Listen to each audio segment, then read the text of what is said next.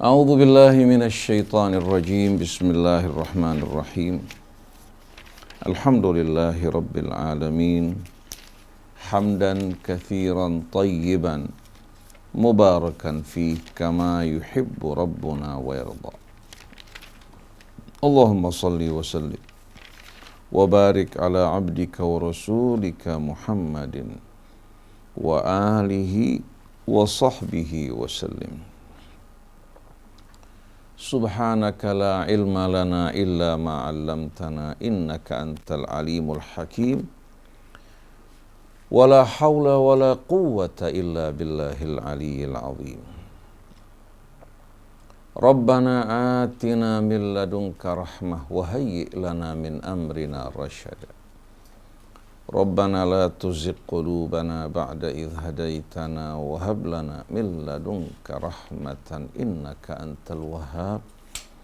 Rabbana zidna ilman wa alhiqna bis salihin. Allahumma inna nas'aluka al-ikhlasa fi kulli qawlin naquluhu wa amalin na'maluhu waftah lana kulla khair wajannibna kulla bu'sin wa dhair wafiqna wahdina ila siratikal mustaqim wa khudh bi aidina wa aidil muslimin ilal haqq waj'alna hudatan muhtadin wa la taj'alna dhallina mudillina birahmatika ya arhamar rahimin. Amma ba'du, para ikhwan akhwat, pemirsa pendengar radio Silaturahim yang dirahmati Allah, salamullahi alaikum warahmatullahi wabarakatuh. Alhamdulillah, pada hari ini kita kembali berjumpa di bawah naungan Al-Quran Al-Karim. Berarti bersama-sama kita sedang atau bersama-sama kita akan mendengarkan firman-firman Allah yang selalu segar, tidak terikat oleh dimensi waktu dan ruang. Dibacakan di hadapan kita semua untuk kita simak, kita fahami dan kita amalkan isinya. Bukan hanya sekedar untuk menjadi kajian, tapi untuk kita simak, kita fahami dan kita amalkan isinya sebagai petunjuk dan pedoman bagi kita semua. Dan ini merupakan ungkapan dari loyalitas kita kepada Allah dan ungkapan syukur kita kepadanya. Bagaimana mungkin seorang hamba yang diciptakan oleh Allah, lalu dia berpaling daripadanya kepada selainnya sesama makhluk. Bagaimanapun pandainya seorang makhluk, bagaimanapun besar jasanya atas kita, tetap kita diharuskan betul-betul untuk menghadapkan wajah kita ke hadapan Allah. Ibu kita yang paling besar di antara manusia jasanya kepada kita. Betapa besar hutang kita kepadanya, tetap dia merupakan hamba Allah yang berhutang kepada Allah.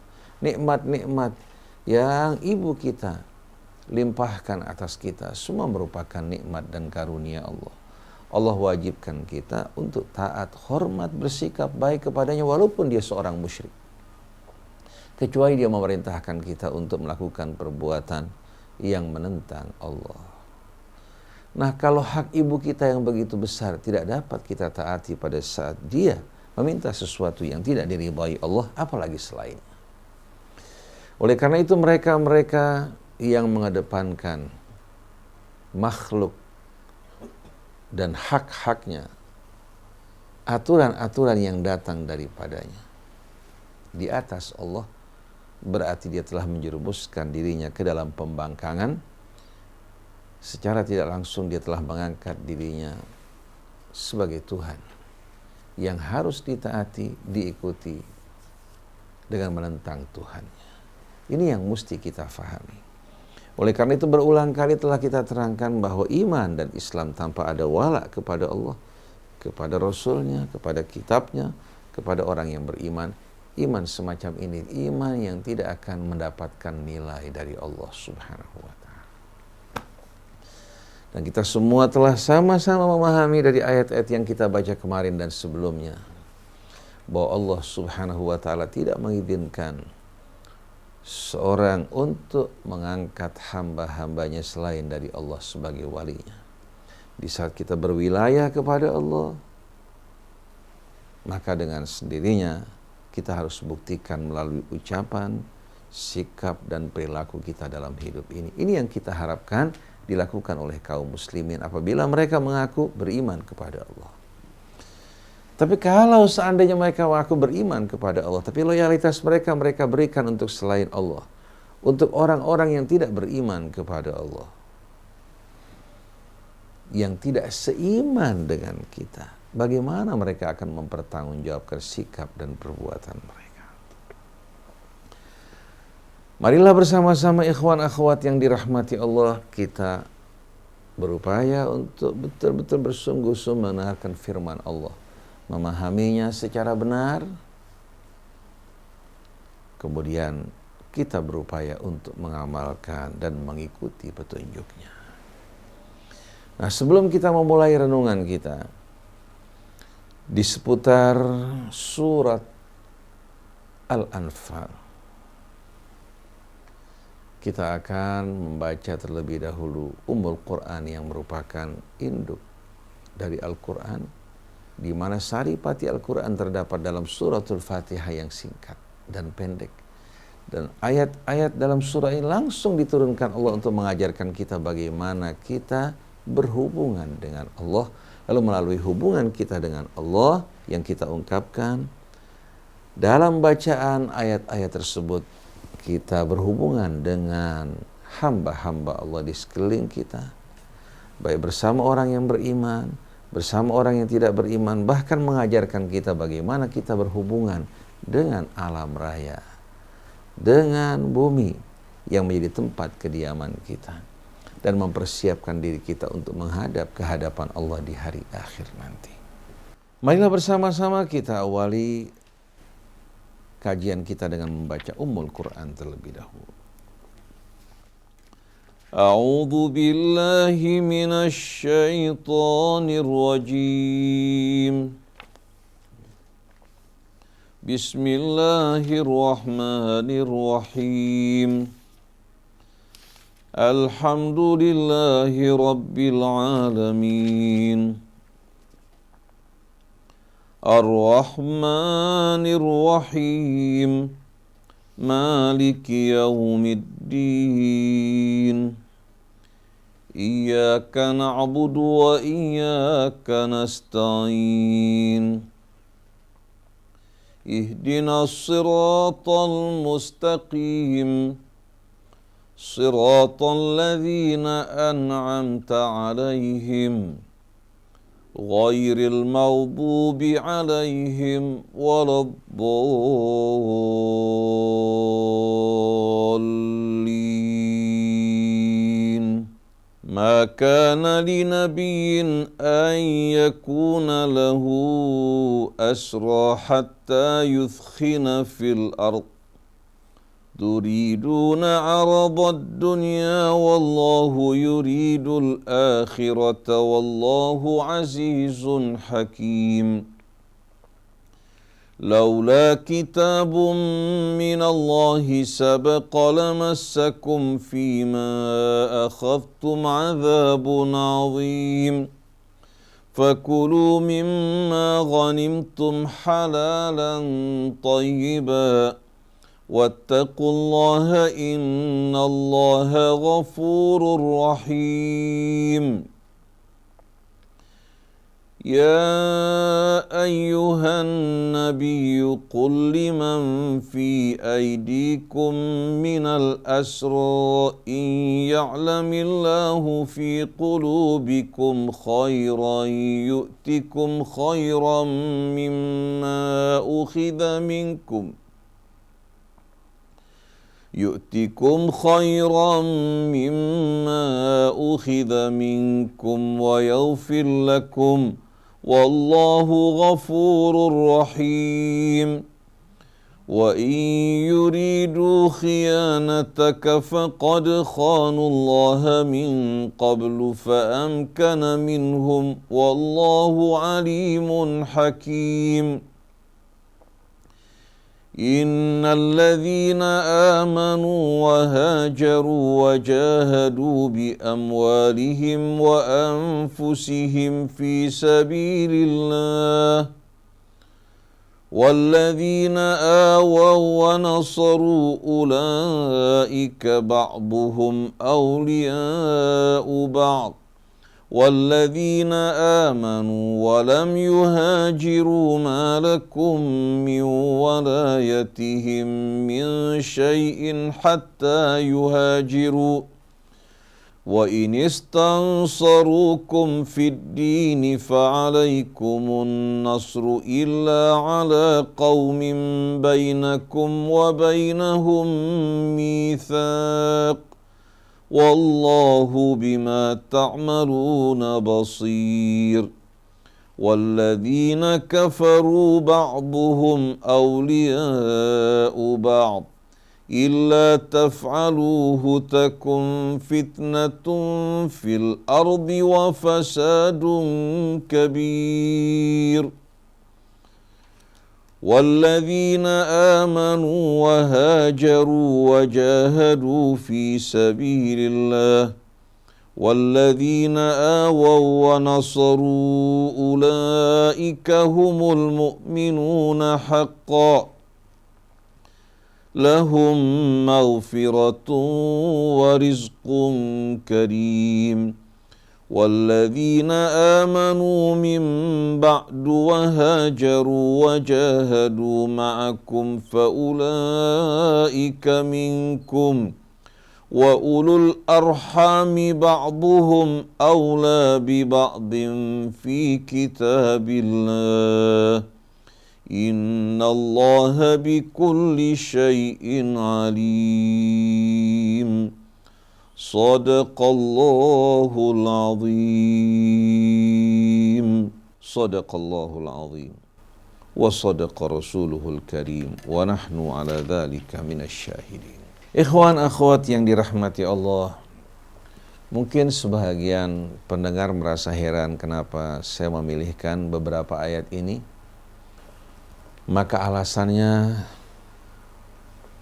yang perlu saya sampaikan kepada para jamaah, karena ada seorang ustaz banyak didengar apa-apa yang disampaikan. Dia menyampaikan sebuah cerita yang berhubungan dengan ayat yang kita baca pada pagi hari ini, yaitu ayat 67. Ustaz tersebut mengatakan dan menceritakan tentang keutamaan Amirul Mukminin Umar bin Khattab radhiyallahu anhu. Bahwasannya seringkali kebenaran itu muncul melalui lisan Umar. Bahkan sampai Rasulullah Shallallahu Alaihi Wasallam melakukan kesalahan, justru Umar yang berada dalam kebenaran.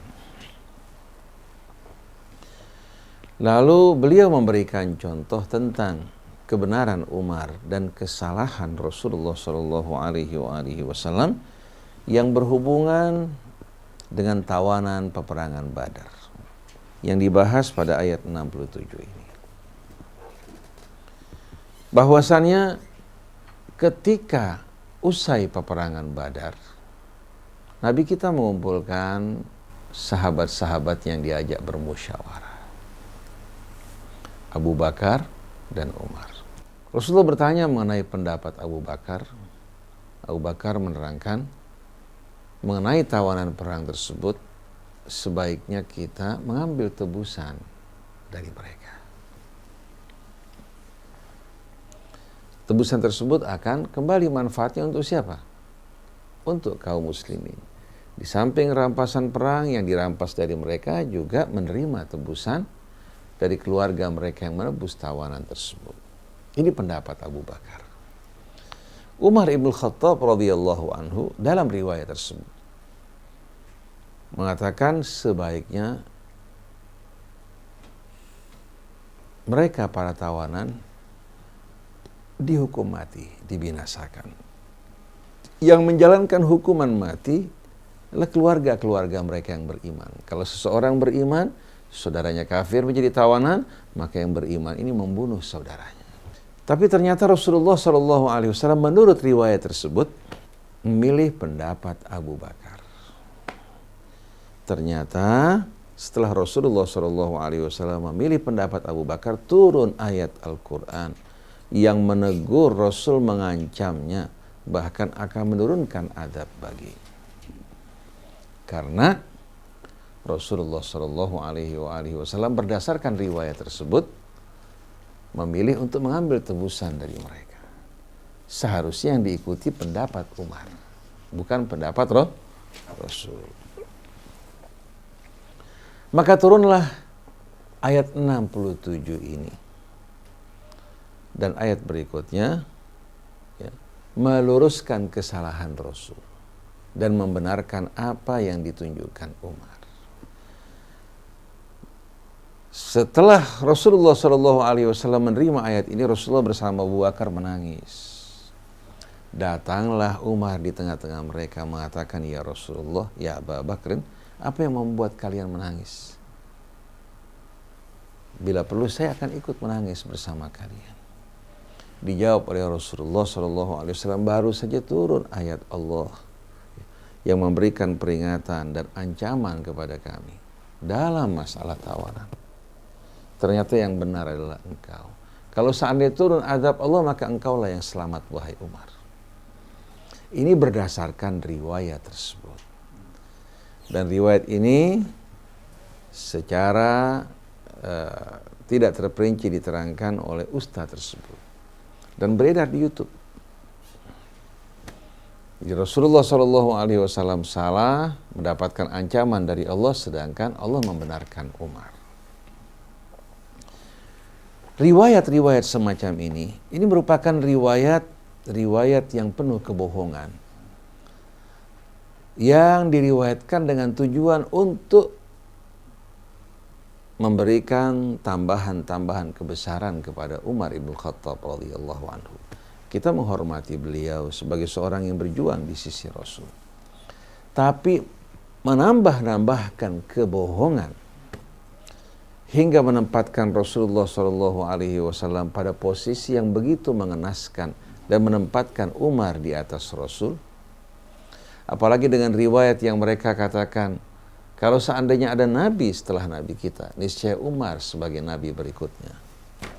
Sebagaimana orang-orang Syiah juga meriwayatkan riwayat-riwayat palsu yang memberikan sifat-sifat gambaran yang berlebihan tentang Amirul Mukminin Ali bin Abi Thalib alaihi salatu wassalam, hingga menempatkan Ali bukan hanya sejajar dengan Rasul, bahkan terkadang di atas Rasul.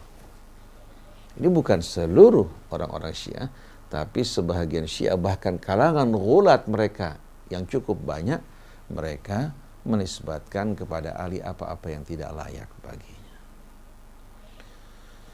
Sampai mereka mengatakan al-arsyu Ali, al-qalamu Ali, Muhammad Ali, Jibril Ali. Ini ucapan-ucapan yang dikeluarkan oleh kalangan-kalangan ghulat yang tidak berbicara atas dasar ilmu, tapi berbicara atas dasar kepentingan dan keuntungan.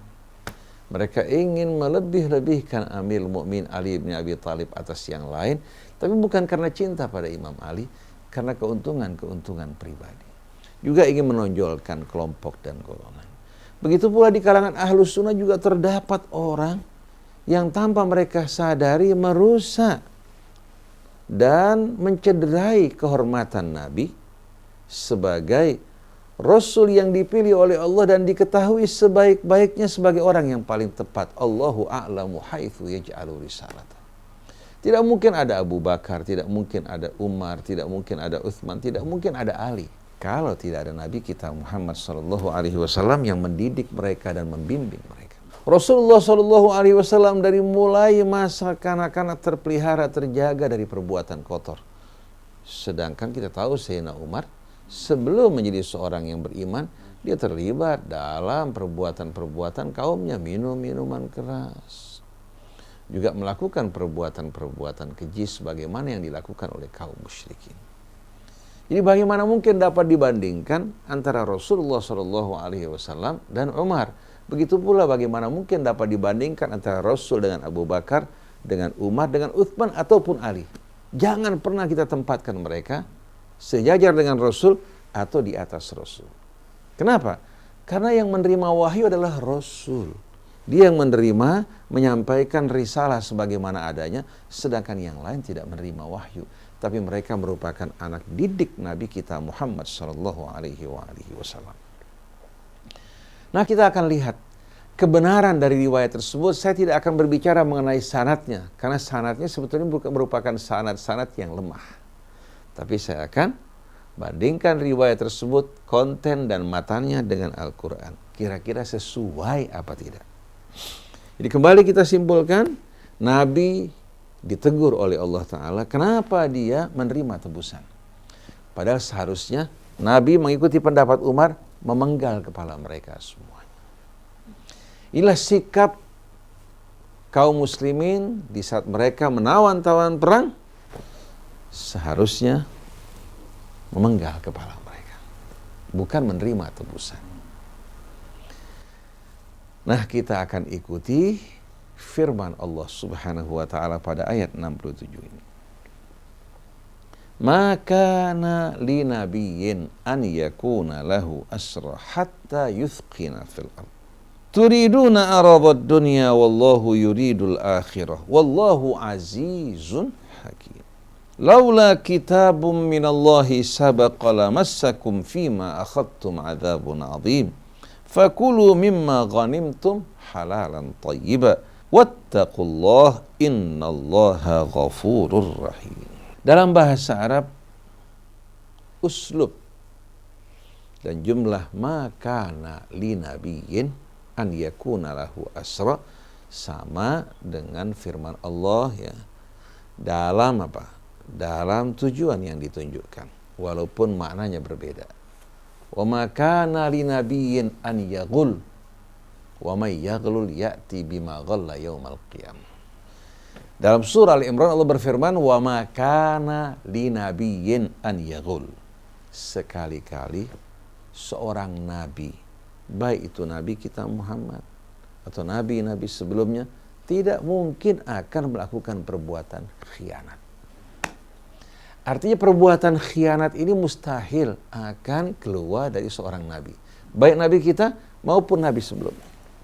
Masa manusia yang langsung ditunjuk, dipilih oleh Allah akan melakukan perbuatan-perbuatan seperti ini? Kalau pilihan kita bisa salah. Kita pertama menduga dia seorang baik, begitu naik ternyata apa? Mengecewakan. Karena Allah a'lamu haitsu yaj'alu risalata. Jadi jumlah wa ma kana li nabiyyin an yaghul, sekali-kali mustahil bagi seorang nabi untuk apa? Berbuat khianat.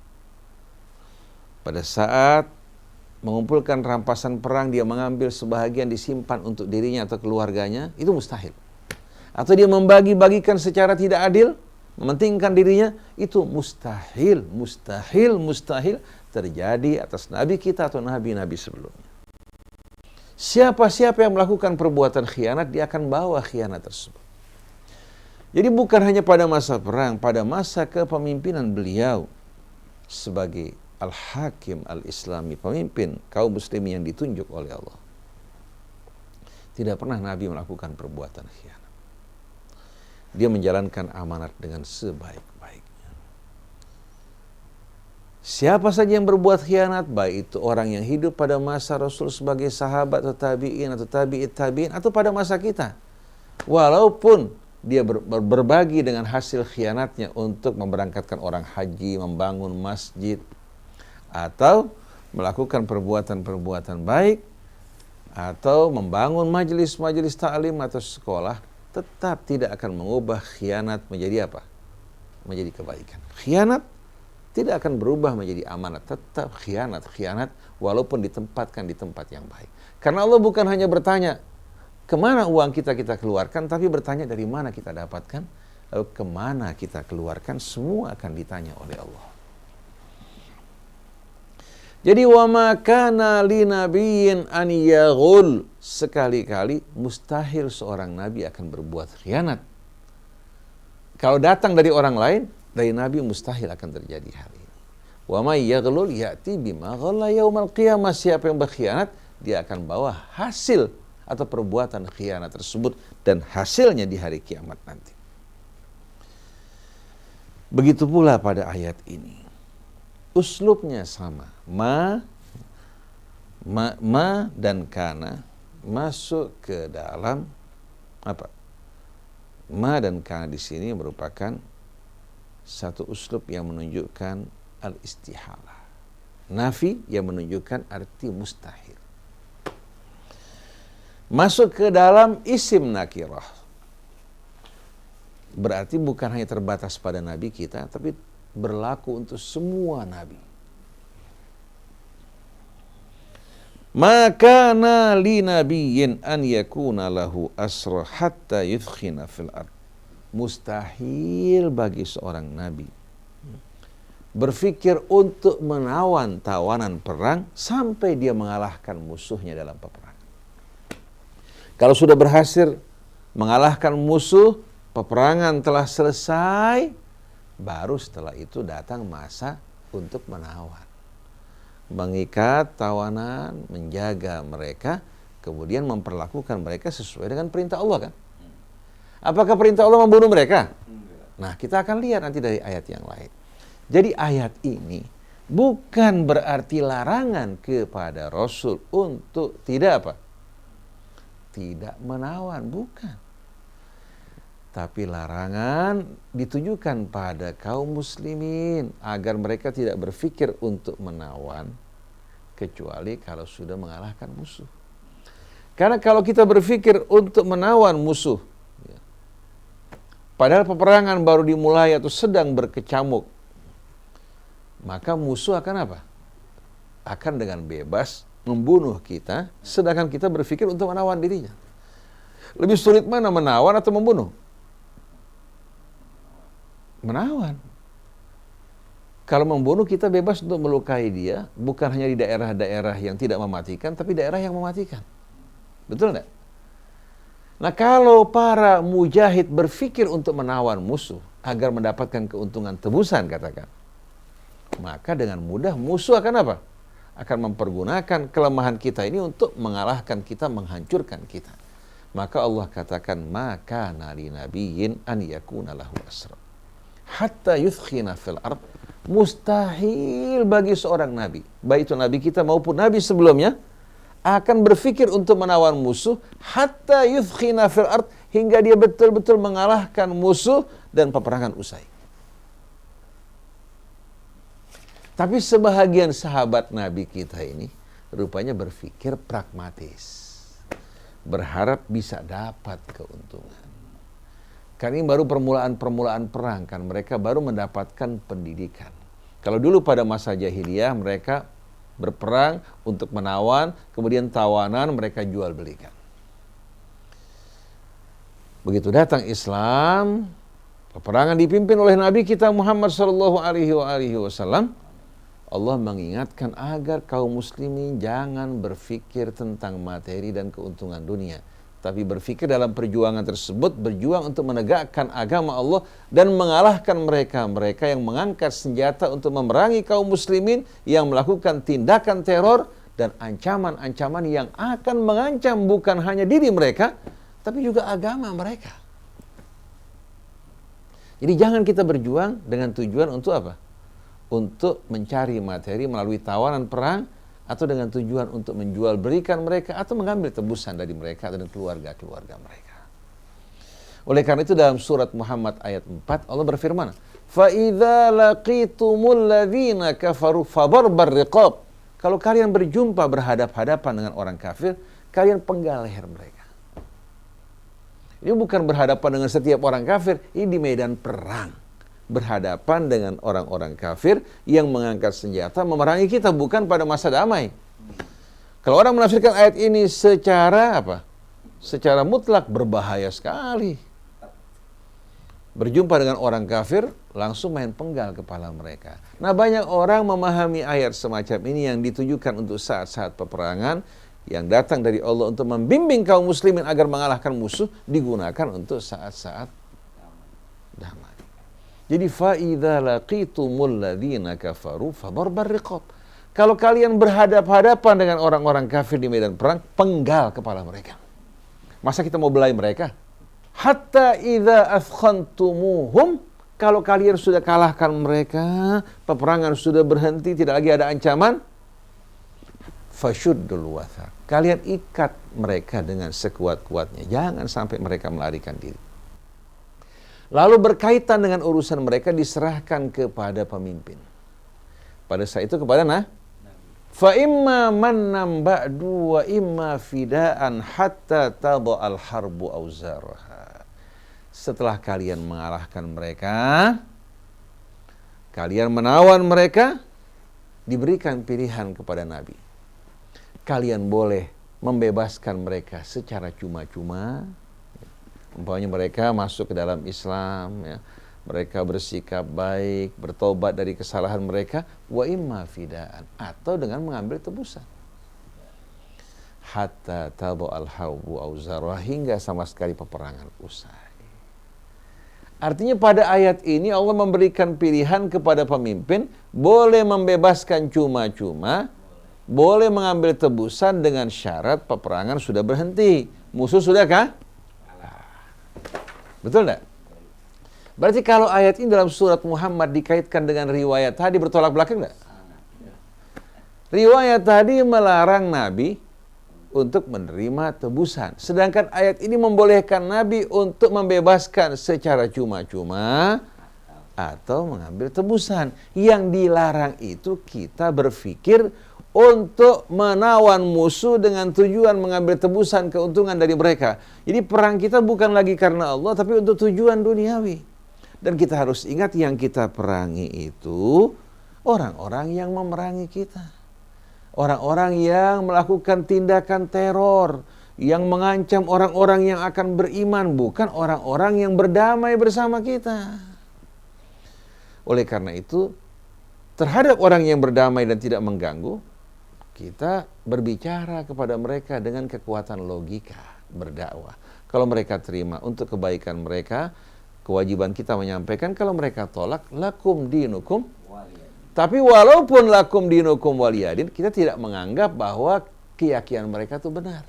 Karena nggak mungkin kita meyakini bahwasannya Allah Tuhan yang Maha Esa, lalu dalam waktu yang sama kita menganggap Tuhan itu tiga atau menerima Trinitas. Mustahil. Kita meyakini bahwa hukum-hukum Allah dalam kitabnya benar, lalu menerima hal-hal yang bertentangan dengan hukum Allah.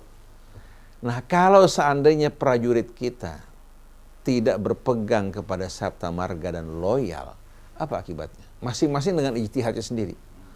Kira-kira rusak tidak? Untuk mengikat prajurit, mereka terikat dengan sabta marga. Sedangkan kita orang yang beriman, dan kita tahu di antara prajurit kita ada orang-orang yang beriman, kita terikat dengan apa? Dengan loyalitas kita kepada Allah. Allah memerintahkan kita mengajak orang untuk beriman kembali kepada Allah dan tidak mempersekutukannya dengan sesuatu dan tunduk pada hukum Allah, tapi bukan memaksa mereka dengan senjata.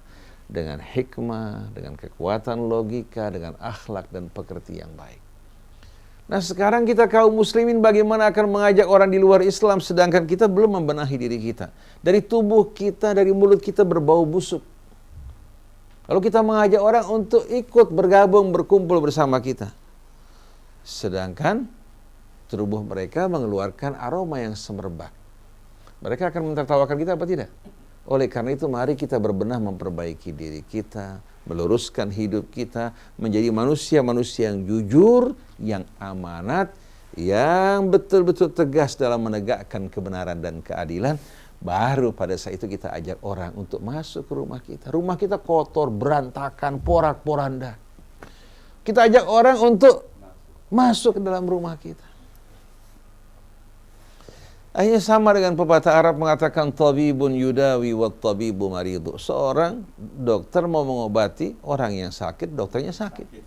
Seorang pasien datang berobat ke dokter paru-paru. Sampai di tempat tempat dokternya atau di kliniknya, ketika dia berobat, dokter terus terbatuk-batuk tidak berhenti. Si pasien bertanya, "Dok, sakit apa?" "Sakit paru-paru." Kira-kira pasiennya begitu mendengarkan dokter menyatakan sakit paru-paru, waktu diberikan obat sama dokter, memberikan sugesti buat dia apa tidak? Tidak. Kalau pasien ini sudah nggak percaya sama dokter, biar obatnya mujarab, itu obat tidak akan dapat diserap. Karena sugesti itu penting untuk apa? Untuk membangkitkan rasa percaya diri, yakin kepada obat yang diberikan, hingga membuat tubuh itu dapat menyerap. Oleh karena itu orang kalau punya penyakit gula, dalam kondisi stres, diberikan obat, disuntik insulin, tidak turun gulanya. Tapi begitu dia kembali tenang, kembali gulanya akan normal. Jadi ketenangan, kepercayaan itu perlu bukan hanya untuk tubuh kita, kehidupan berbangsa pun kalau tidak ada trust, walaupun ayat dibacakan, yang membacakan orang yang hafal Quran, tapi kalau rakyat tidak percaya padanya, percuma, mereka tidak akan menyambut. Oleh karena itu kepercayaan tidak dapat dibangun dengan uang. Begitu pula dengan media. Sesaat orang tertipu, tapi lama-kelamaan orang akan apa? Akan tahu bahwa ini semua kebohongan. Tapi kepercayaan yang terbangun atas apa? Atas pergaulan dan bukti-bukti dari perilaku seseorang, itu yang akan mendorong umat untuk berlomba-lomba memberikan dukungan terhadap usaha-usaha dan perintah-perintah yang diucapkan. Kalau sekarang kebanyakan pencitraan. Oleh karena itu masyarakat begitu datang, seorang ingin berkampanye, mereka mengatakan, "Bapak tidak usah banyak bicara, daripada dirikan panggung, daripada melakukan ini itu, mendingan berapa yang Bapak akan berikan untuk kami. Berapa banyak yang Bapak akan berikan untuk kami, karena hanya akan memilih orang yang memberikan kami lebih banyak." Itu tidak perlu membawa gagasan dan lain sebagainya. Berapa yang Bapak akan berikan. Oleh karena itu biasanya serangan-serangan fajar itu yang berpengaruh. Pada saat berapa saat akan memilih, datang orang membawa uang dalam jumlah yang besar. Ibu yang gendong anaknya mau jajan nggak punya uang, ada yang bawain uang. Betul enggak? Kalau bicara mengenai loyalitas iman, dia tahu semuanya, hampir kebanyakan calon yang ditampilkan pencoleng, garong dan pengkhianat. Cuma media mencitrakan mereka begitu menarik. Nah, saat ini alhamdulillah kita mendapatkan calon dari orang-orang yang beriman. Kita belum membuktikan. Betul-betul mereka beriman apa tidak, tapi setelah mereka bekerja, mereka mengambil kebijakan, baru kita lihat akan bukti kejujuran dan amanat mereka. Kita baru mendengar bahwa mereka dari kalangan orang yang baik, ya. Dan salah seorang yang juga pernah menjabat menjadi seorang menteri, cukup santun, cukup baik, dan peduli terhadap pendidikan ke bawah. Nah, kita berharap mudah-mudahan Allah Subhanahu wa Ta'ala menjadikan mereka orang-orang yang jujur, amanat, yang mengabdi untuk Allah, bukan untuk kelompok dan golongan, mengabdi untuk Allah, menegakkan kalimatnya, dan mengharumkan kembali citra dari kaum muslimin, tidak mempermalukan kita di hadapan manusia. Jadi kembali kepada persoalan kita, bagaimana dalam surat Muhammad ayat 4 Allah mengatakan pada orang yang beriman, فَإِذَا لَقِيتُمُ الَّذِينَ كَفَرُوا, kalau kalian berjumpa dengan orang kafir, berhadap-hadapan di medan perang, jangan pernah berpikir untuk menawan musuh. Karena kalau menawan berarti akan melukai daerah-daerah yang tidak mematikan. Tapi fadarbar riqab, langsung penggal kepala mereka. Hatta idza athkhantumuhum, kalau kalian sudah mengalahkan mereka, fashuddul wathaq, ikat tangan mereka dengan kuat, fa imma mannan ba'du wa imma fidaan hatta tabu al-harbu auzaraha. Setelah itu kebijakan pemimpin yang akan menentukan apakah dibebaskan cuma-cuma, kalau itu merupakan hal yang baik bagi mereka, atau menerima tebusan, atau saat ini tukar menukar tawanan. Tukar menukar Tapi nggak ada perintah bunuh mereka. Tidak ada sama sekali. Nah, kembali ke dalam ayat 67. Karena memang tujuan Islam itu bukan berperang cari uang. Bukan juga berperang untuk menawan orang, tapi untuk membela kebenaran, menegakkan keadilan, dan membawa rahmat dan hidayah, karena Nabi kita diutus sebagai rahmatan lil. Oleh karena itu, atas dasar ini, riwayat tadi adalah bohong, tidak benar. Kita lanjutkan. Jadi, maka nali nabiyin an yakuna lahu asra hatta yuthkhina fil ard. Sekali-kali mustahil bagi seorang nabi untuk berpikir menawan musuh hatta yuthkhina fil ard, hingga dia melumpuhkan, mengalahkan musuh, hingga melumpuhkan kekuatan musuh. Turiduna arabad dunia. Kalian menginginkan hiasan dunia. Arad menggambarkan hiasan yang bakal berlalu dan fana. Karena dunia kita tahu dan seluruh hiasannya tidak akan kekal. Bahkan diri kita pun tidak lama hidup dalam kehidupan dunia. Allah tidak mengatakan kepada Rasulnya turidu arabad dunia. Tapi turidun. Kepada siapa ditunjukkan? Kepada kalian, berarti kepada orang-orang yang berada di sekeliling Rasul atau sebahagian mereka. Karena sebagian mereka masih ada orang-orang yang lemah iman mereka. Turiduna arabad dunya, kalian menginginkan hiasan dunia. Wallahu yuridul akhirah, sedangkan Allah menginginkan akhirat bagi kalian. Artinya ini ujian dalam kehidupan dunia. Jangan demi dunia kalian mengorbankan kebenaran, keadilan. Jangan demi dunia kalian hancurkan agama kalian. Seharusnya demi menegakkan agama Allah kita korbankan dunia kita. Oleh karena itu, kesalahan sebahagian partai-partai yang menganggap diri mereka berasaskan Islam, ketika mereka berjuang dengan bersih, rakyat percaya pada mereka. Tapi begitu mereka menghalalkan yang haram, menganggap seolah-olah harta milik negara ini merupakan fai, rampasan perang.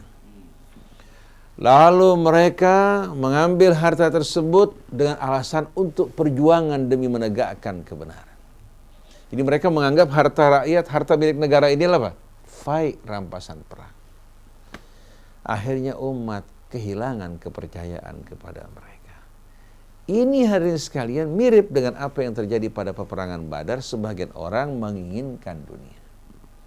Begitu pula pada peperangan Uhud, begitu mereka tergiur melihat dunia, padahal yang menjadi pemimpin dan jenderal Nabi kita Muhammad SAW, mereka meninggalkan pesan Rasul berdiam pada pos pertahanan mereka di atas bukit. Ketika mereka tergiur pada dunia, mereka turun ke bawah. Padahal biar mereka di atas, bahagian mereka tidak akan hilang. Akhirnya dari kemenangan mereka mengalami kekalahan karena melirik dunia. Begitu juga pejuang-pejuang kita di Indonesia ini yang mendirikan partai Islam, begitu diuji oleh materi dan perhiasan dunia, mereka tergiur dan turun dari posisi mereka sama dengan kejadian pada peperangan Uhud. Padahal jenderalnya siapa?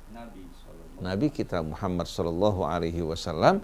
Artinya hukum sebab dan akibat itu tidak mengalami perubahan. Walaupun yang menjadi pemimpin Nabi bersama sahabat-sahabat besar yang berjuang di sisinya, pelanggaran terhadap disiplin akan menimbulkan kebobolan. Karena kita kaum muslimin bukan berjuang sendiri-sendiri. Kalau kesebelasan bola, katakan kipernya ikut menyerang meninggalkan gawang. Akhirnya barisan musuh melakukan serangan balik, bobol enggak? Atau posisi kiper digantikan semua orang lain, dia tangkap bolanya. Akhirnya apa? Kenapa? Kena 12 pas kalau orang dulu bilang. 12 pas. Akhirnya kena penalti. Dan kemungkinan untuk gol kuat apa tidak? Gol kuat. Jadi kalau seandainya kiper meninggalkan gawang, ikut melakukan serangan, begitu berhadapan dengan serangan balik tidak berdaya. Kalau mereka rame-rame menangkap bola, akhirnya mengakibatkan gawang mereka apa? Gawang mereka menghadapi ancaman. Jadi hendaknya kita kaum muslimin jangan mau di kotak-kotak. Islam tidak akan menang hanya dengan PKS. Islam tidak akan menang hanya dengan P3, PKB. Tidak mungkin sama sekali. Oleh karena itu umat Islam harus bersatu dimanapun mereka berada, di PDIP, di Golkar, di PKB, di PKS, di mana tempat jangan saling mengejek. Loyalitasnya serahkan untuk Allah, bersatu untuk menegakkan kebenaran, baru umat Islam akan menang.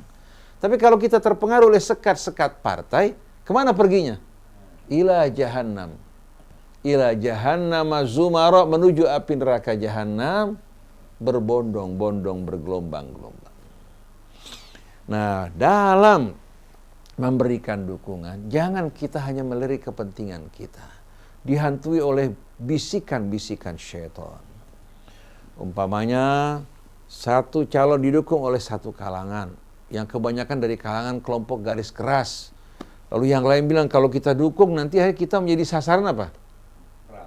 Ya, menjadi sasaran akhirnya serangan mereka karena yang mendukung dari kalangan garis keras. Ini berbahaya sekali hadirin sekalian. Kita harus kembali kepada nilai Islam al-wasati. Islam tidak melakukan tindakan ekstrim bagaimanapun menghadapi tekanan. Tapi Islam tidak akan menjual agama dan kehormatannya karena mendapatkan tawaran. Lalu memberikan penafsiran-penafsiran yang salah mengenai ayat-ayat Allah Subhanahu wa ta'ala.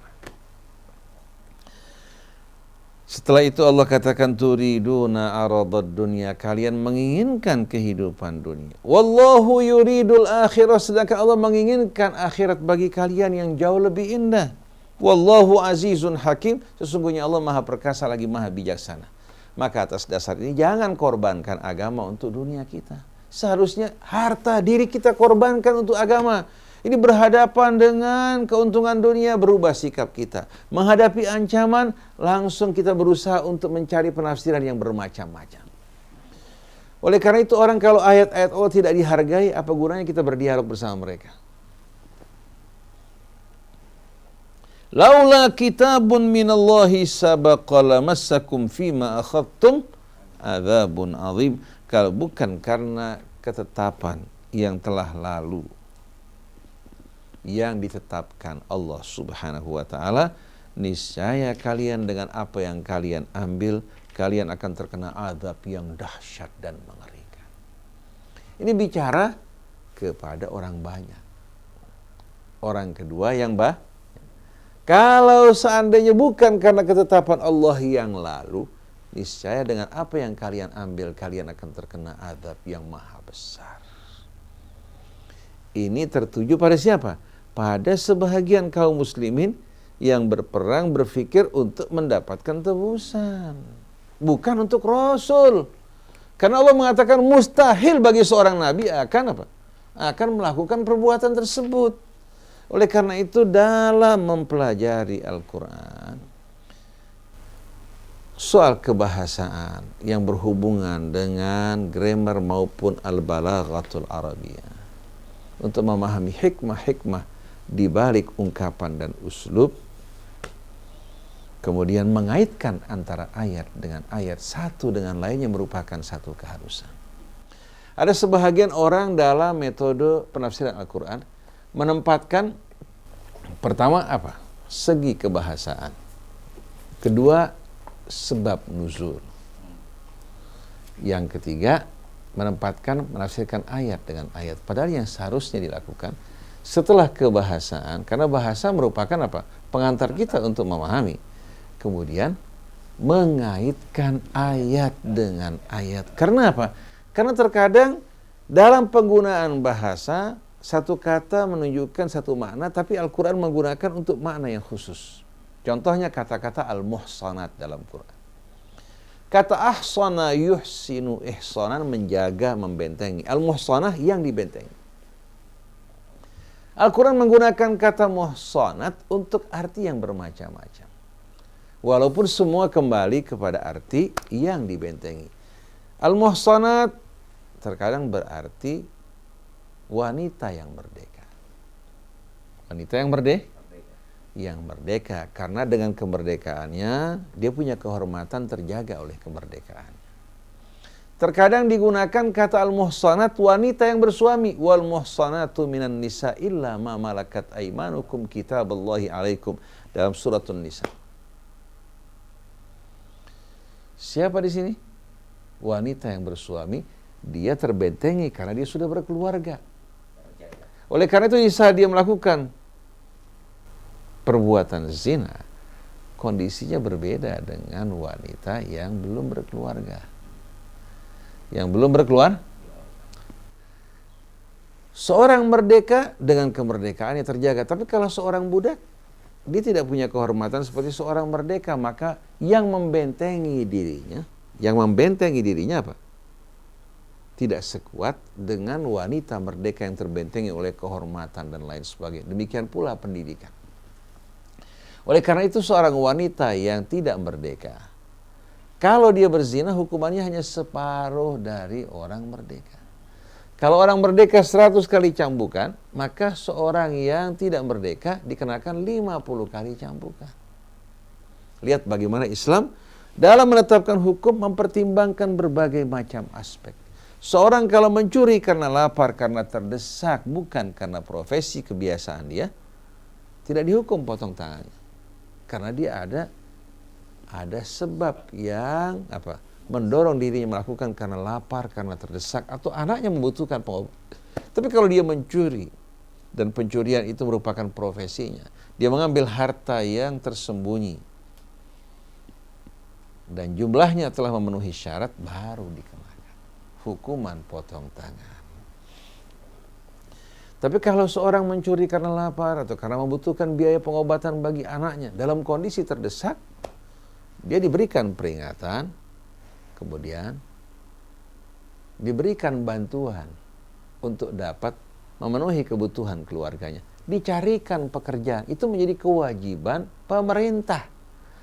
Di mana Undang-Undang Dasar kita menetapkan bahwa orang terlantar dan miskin menjadi tanggung jawab negara. Kalau nggak punya rumah, sediakan rumah buat mereka. Bukan sudah berdiam di rumah-rumah yang gubuk, disingkirkan rumahnya, mengatakan bahwa ini merupakan tanah milik negara. Memang negara punya siapa? Rakyat jadi tamu di negaranya.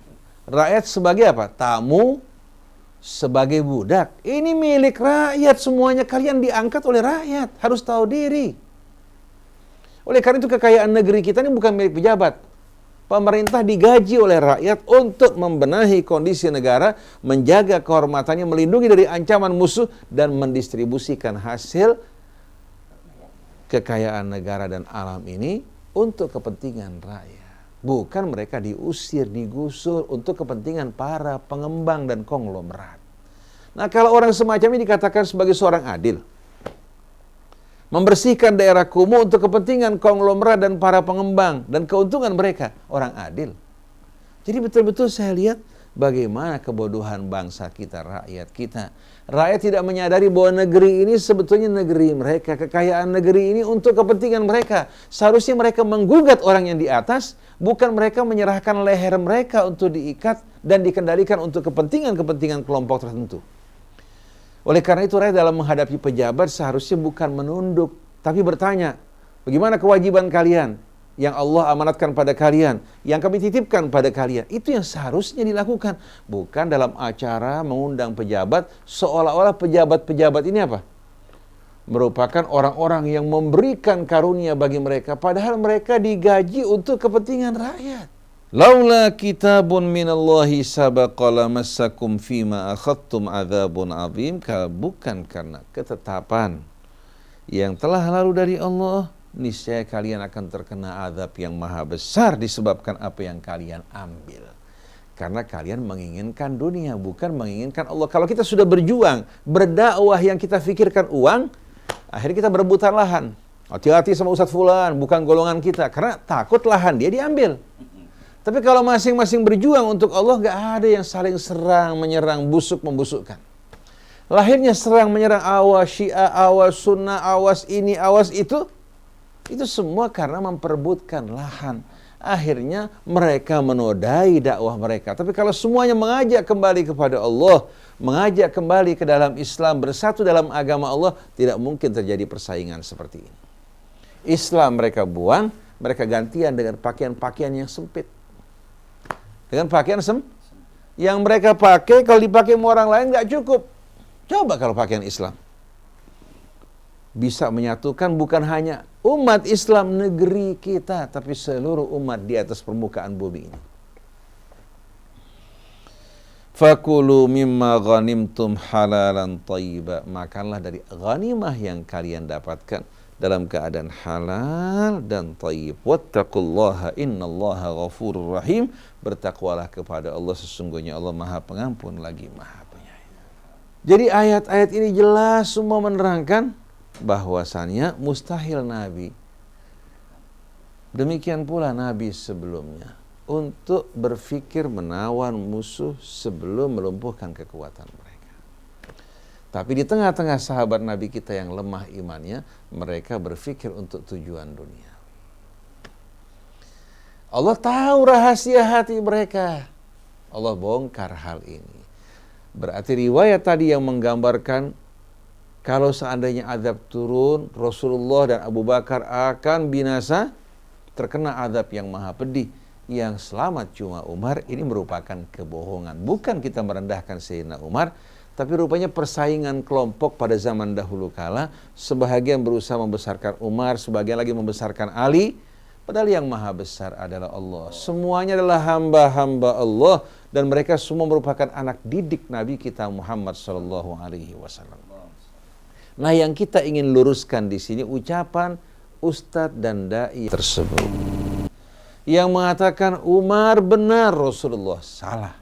Kalau gitu nabinya Umar bukan Rasulullah Shallallahu Alaihi Wasallam. Kita berharap hendaklah Anda membaca ayat Al-Quran, memahaminya secara benar, membedakan antara uslub maka nali nabiyin yang menunjukkan arti al-istihalah. Silahkan tanya pada ahli bahasa Arab, semuanya akan bersepakat dalam hal ini. Jadi ini bukan masalah khilaf, tapi masalah kesalahpahaman. Kalau bukan menyangkut hal yang berhubungan dengan Rasul, saya tidak akan sama sekali membicarakan hal ini. Dan saya tidak perlu sebutkan nama ustadznya. Bukan untuk menjatuhkan seseorang, tapi untuk mengembalikan sesuatu kepada kebenaran. Saya kira cukup sampai di sini kajian dan renungan kita. Insya Allah kita akan lanjutkan kembali pembahasan berikutnya yang berhubungan dengan kejadian yang menyangkut kesalahan Nabi, katanya menurut riwayat, dan kebenaran Umar ketika Sayyidina Umar menarik Rasulullah untuk tidak mensolatkan Abdullah bin Ubay bin Salul ketika mati. Umar mengatakan, "Atusalli alaihi wa qad nahakallah." Apa kau solatkan dirinya pada Allah telah melarang kamu? Nabi mengatakan, yang saya fahami Allah memberikan saya pilihan, memohon ampun baginya atau tidak. Kita akan bahas kebenaran dari riwayat ini di hadapan Al-Quran yang tidak meragukan. Innal ladzina kafaru bidzikri wa innahu lakitabun aziz la ya'tihil batilu min baini yadayhi wala min khalfi tanzilun min hakimin hamid ma yuqalu laka illa ma qad qila lirrusuli min qabli. Jadi semua yang disampaikan kepada Rasul sama dengan apa yang disampaikan kepada Rasul-Rasul sebelumnya. Quran yang Rasulullah terima dari Allah merupakan kitab yang amat mulia, yang terjaga, terpelihara kebenarannya sebelum turunnya ketika di Lauh Mahfuz, ketika diantarkan oleh Jibril, ketika tiba di tangan Rasul terus dijaga, dikawal, dan alhamdulillah hingga kini satu kata pun tidak ada perbedaan sama sekali. Jadi marilah bersama-sama kita kembalikan segala sesuatu kepada Al-Quran. Dan ini pesan yang disampaikan Rasul, baik melalui jalur keluarga nabinya maupun melalui jalur apa? Sahabat nabinya.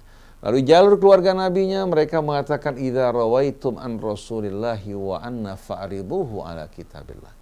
Kalau kalian meriwayatkan dari kami, dari Rasulullah dan kami, cocokkan dengan kitab Allah hingga terbongkar kebohongan orang yang berbohong. Lianna la naqulu ma yukhalifu kitabullah, karena kami tidak akan mengatakan yang bertentangan dengan kitab Allah. Itu keluarga nabinya. Tapi orang yang mengaku sebagai pengikut keluarga Nabi banyak tanpa mereka sadari berdusta atas nama mereka. Begitu juga melalui jalur sahabat. Abu Bakar, Umar, Uthman, Ali, Ibnu Mas'ud dan lain-lainnya, mereka melarang orang menulis hadis mengumpulkannya. Hendaknya mereka semua kembali kepada Al-Quran, karena kalau menulis hadis sama dengan Quran, mereka mendengar Rasulullah menulis, ditulis, kemudian dipaparkan, diperiksa oleh Rasul terlebih dahulu, baru terjamin. Tapi kalau masing-masing mengklaim menulis hadis, akan membuka kesempatan bagi orang-orang munafik berbohong atas nama Nabi. Nah, terbukti sekarang ini. Kita buka buku hadis manapun, mau dari Syiah, mau dari Ahlus Sunnah, kebohongannya lebih banyak daripada kebenarannya. Untuk menguji kebohongannya, cocokkan dengan Quran. Nah, kalau seandainya riwayat tadi kita terima, berarti setiap kita berperang, punya tawanan perang, penggal dan bunuh mereka. Apa jadinya? Padahal Quran mengatakan, wa yut'imuna at-ta'ama 'ala hubbihi miskinan wa yatiman wa asira. Mereka memberikan makan, walaupun mereka suka terhadap makanan tersebut, bukan sudah tidak suka. Kepada siapa? Anak yatim, orang miskin dan asir tawanan perang. Rasul tidak pernah sama sekali bersikap membabi buta dan haus darah, karena tujuan Islam dalam dakwahnya mengajak orang kembali kepada Allah. Sampai dalam perang pun, walaupun musuh bertindak biadab, kita dilarang untuk mencincang, melakukan mutilasi, dilarang untuk mengganggu orang tua, anak-anak, wanita. Bahkan kita dilarang untuk mengganggu rumah-rumah ibadah orang-orang yang berbeda agama dengan kita. Kok bagaimana muncul hadis-hadis yang menghalalkan perbuatan-perbuatan kejam, biadab, dan barbar seperti yang dipraktikkan di Suriah, di Yaman, yang dipraktikkan di Irak. Semua bukan bersumber dari ajaran Islam, semua bersumber dari antek-antek Zionis yang berpakaian Islam. Jadi kelihatannya apa yang berlangsung di Suriah, di Irak, di Yaman ini sebetulnya merupakan agen-agen dan produk-produk Zionis, dan sebagian umat Islam yang lugu mau diperalat untuk melakukan perbuatan-perbuatan rendah dan hina. Kalau terhadap orang-orang Islam saja mereka tidak menghormati darahnya, bagaimana mungkin orang-orang di luar Islam akan merasa aman kalau mereka masuk ke dalam Islam? Bagaimana mungkin Islam dikatakan sebagai dakwah rahmatan lil alamin? Kita hanya bisa mengatakan hasbunallah wa ni'mal wakil, ni'mal maula wa ni'man nasir, wala haula wala quwata illa billahil aliyyil azim. Demikianlah ikhwan akhwat yang dirahmati Allah, dan demikianlah kita dapat dengan jelas membedakan kepalsuan satu riwayat dan benarnya melalui apa? Al-Quran sebagai tolok ukur. Sampai berjumpa kembali dalam kesempatan yang lain. Semoga Allah Subhanahu wa taala mengembalikan kita semua dan langkah-langkah kita berjalan di atas kebenaran dengan hati yang penuh dengan tulus ikhlas mengharapkan ridha Allah, bukan karena kepentingan dunia. Subhanakallahumma wa bihamdik, asyhadu an la ilaha illa anta astaghfiruka wa atubu ilaik, wal afu minkum, wassalamualaikum warahmatullahi wabarakatuh.